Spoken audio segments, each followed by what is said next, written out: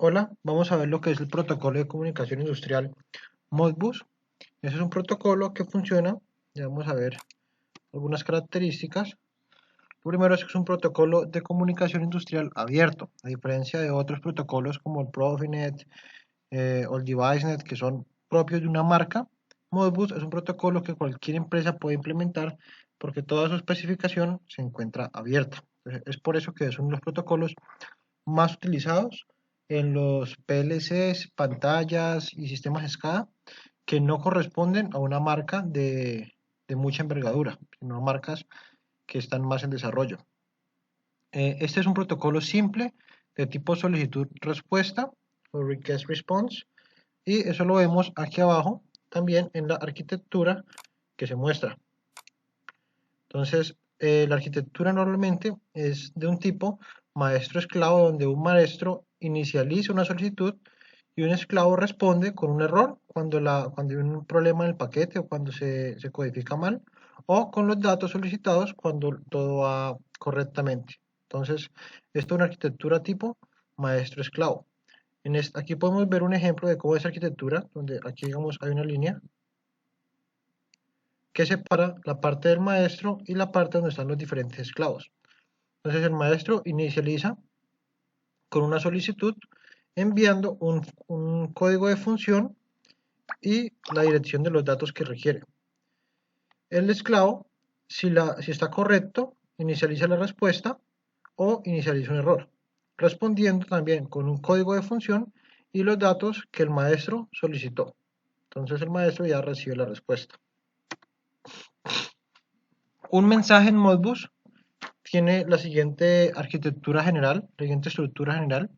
Inicia con una dirección, luego envía el código de función, luego envía cuál es el dato que requiere, la dirección del dato que requiere, y finalmente eh, participa de un chequeo de error. ¿Listo? Eso es el modelo general. Ahora, el Modbus se divide en dos tipos. Modbus RTU, que es el Modbus que normalmente se maneja en dispositivos de campo, que funciona con una interfaz de tipo serial, ya sea RS232, RS485, RS422 y otras comunicaciones de tipo serial. Entonces, este tipo de Modbus tiene una estructura más específica, que es una dirección de esclavo, un código de función, el dato y el CRC, que es un chequeo redundante de error. El otro tipo de Modbus es el TCP, el cual se maneja siempre por una interfaz de tipo Ethernet. También el Modbus RTU puede mandarse a través de Ethernet, pero si uno ya cuenta con una interfaz Ethernet, pues es recomendable utilizar TCP, que es mucho más estable. Entonces, el Modbus TCP utiliza una estructura empezando por un MBAP, ya vamos a ver qué es, nuevamente el código de función y el dato. Entonces, si notan, esta parte se repite para ambos casos. ¿Listo? Entonces vamos a ver solamente las diferencias. Entonces la estructura de un mensaje en RTU, como ya dijimos, empieza con un esclavo, con un ID del esclavo. Y es como les mencioné, un maestro puede tener diferentes esclavos. ¿Listo? ¿Cuántos esclavos? De 0 a 255. Esto se debe a que el esclavo es una dirección de un byte. ¿Listo? Entonces, en un byte yo puedo almacenar máximo de forma binaria hasta 0 a 255 de forma decimal. Entonces, lo primero que le envía es este número indicando a qué esclavo le va a hablar. Entonces, todos los esclavos escuchan, pero solamente el que tenga seteado aquí por lo menos.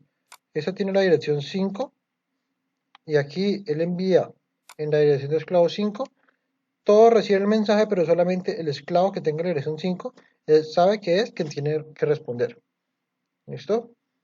Y por último, la otra diferencia es el CRC, que es un chequeo redundante que se utiliza solamente para asegurar una correcta transmisión de los datos. ¿Listo? Para mirar que se haya enviado la cantidad y el formato correcto. Por el lado del TCP,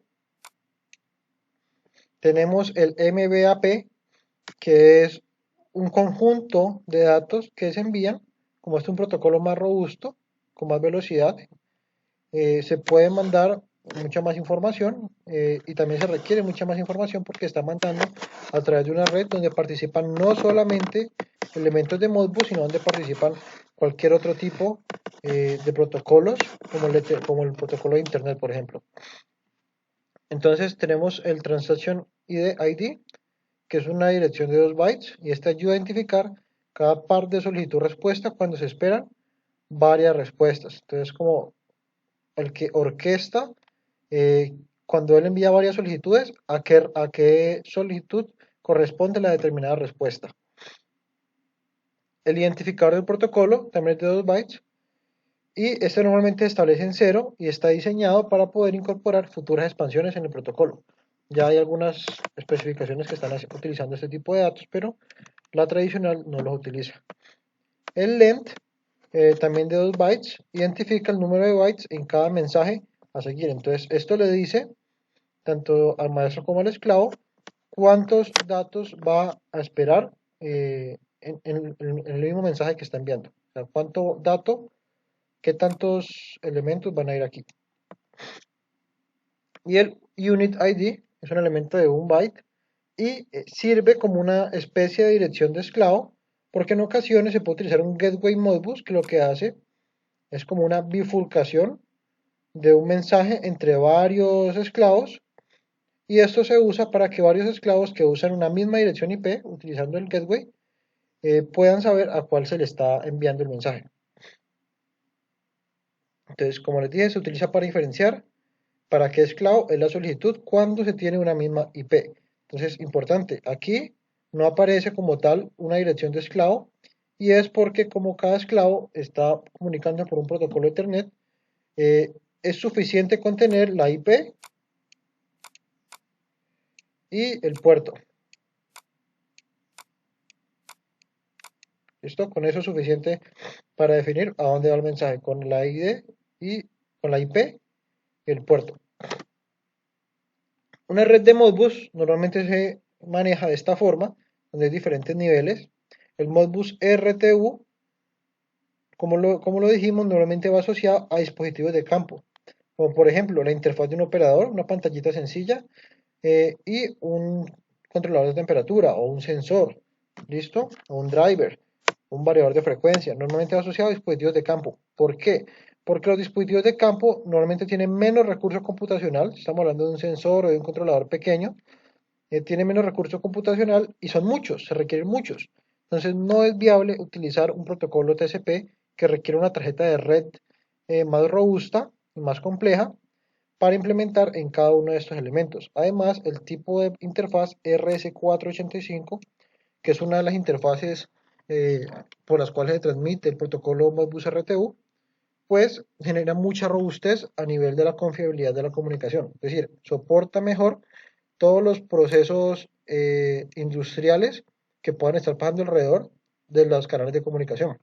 Entonces, por lo general, es un cable de 3 hilos, trenzado y apantallado para evitar que los campos electromagnéticos o otros elementos interfieran y metan señales indeseadas en la comunicación, que por lo general es de alta velocidad. Entonces, los dispositivos de campo, por lo general, se manejan con Modbus RTU y con protocolo RS485, que permite también tener bastante alcance. Estamos hablando de cientos de metros de alcance, dependiendo de los niveles de amperaje y las resistencias que se manejen, pero normalmente manejan hasta 50 metros. ¿Listo? Mientras que si se manda por Ethernet, pues se pueden manejar ya con computadores de más alto nivel, como los sistemas SCADA, navegadores web que pueden acceder por medio de TCP/IP a un switch, y ese switch estar conectado a dispositivos que tengan Modbus TCP. De esa forma yo me puedo comunicar desde cualquier sistema que tenga conexión a una red LAN con mis dispositivos por medio de Modbus TCP. Entonces, una red de más alto nivel, normalmente para manejar muchos niveles de datos, no es tan no es tan permisiva, digamos, en las cantidades, ni tan protegida en cuanto a señales de interferencia como ruidos electromagnéticos, altas temperaturas, radiaciones, como si lo es la interfaz RS485. pero pues es una interfaz un poco más robusta en el manejo de la información porque maneja muchos más cantidad de cables que permiten hacer una comunicación más verificada. ¿Listo? Como la que nosotros manejamos típicamente en el Internet. Entonces, el TCP para redes de alto nivel, niveles de escala, supervisión, adquisición de datos, control a nivel de ejecución de la manufactura. El Modbus RTU es principalmente para manejar dispositivos de campo y obtener información de dispositivos de campo en condiciones un poco más bruscas. Entonces, dijimos que dos cosas habían en común en ambos protocolos, en RTU y en TCP, y era el function code y el data. Entonces, el function code lo que le va a decir al protocolo es en qué tabla de registros se va a leer la información. El Modbus por lo general tiene 4 tablas de registros importantes. Hay otro grupo de códigos de función eh, más extensa, pero los que siempre vamos a trabajar son estos 4. Hay algunos marcas que solo manejan una, o manejan dos, o manejan diferentes configuraciones, unos que solamente pueden tener eh, de este tipo de salidas digitales, los holding registers. Otros pueden tener solamente input register y holding registers e ignorar las entradas discretas y las salidas discretas. Pero por lo general siempre uno debe conocer estas 4. ¿Listo? Entonces, se clasifican de dos formas. Los que son de solo lectura y los que son de lectura y escritura. Esa es una clasificación. Entonces, los que son de solo lectura son los que son de tipo entrada. Esos son de tipo entrada. Pueden ser discretos, y aquí viene la segunda clasificación, que es o de 1 bit o de 16 bits.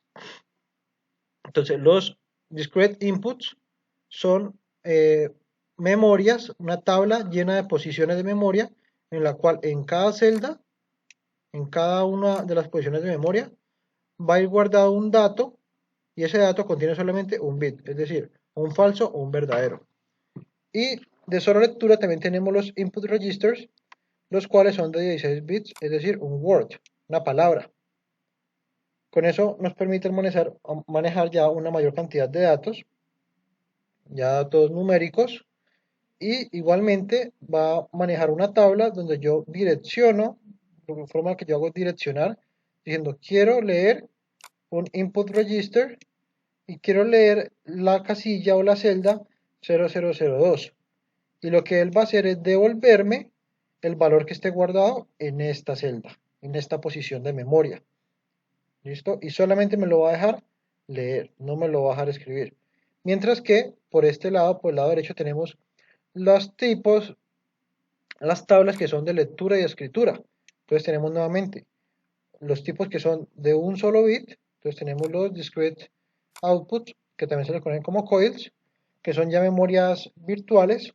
Y en cada tabla yo voy a poder leer y escribir cada una de estas posiciones. Entonces aquí van como direcciones de memoria, en el nombre que recibe la dirección de memoria, y yo dirigiéndome diciendo quiero leer o escribir un coil que está guardado en el 005, me va a permitir leer o escribir lo que sea que esté aquí.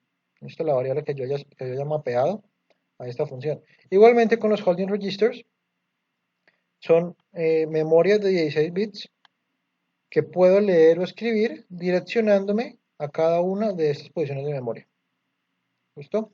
Como es difícil a veces visualizarlo de esta forma, esto es un formato hexadecimal, eh, lo que hacen los interfaces gráficas como la HDMI o los programas de programación de PLCs es direccionarnos a una tabla con una dirección.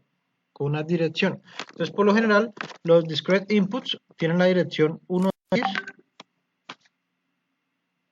los discrete outputs tienen dirección 0x, los input register 3x y los holding register 4x.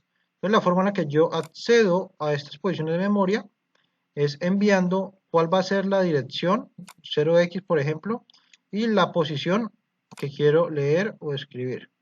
¿Listo? En este caso 0001. De esa forma se hace más fácil hacer la búsqueda de la información a lo largo del protocolo. Entonces, resumiendo, hay 4 códigos de función convencionales. Estos códigos siempre se manejan de esta forma. Uno, para los coils, los que teníamos acá arriba como discrete outputs. Y la dirección va a ser 0x, ¿listo? Este tipo de registros me va a permitir leer o escribir un valor de un bit, el valor de un bit, ¿ok? Luego, la dirección para manejar los que son entradas discretas, los, los, los que vimos acá arriba, como los discrete inputs. La dirección va a ser 1x y esos valores son solamente de lectura de un bit.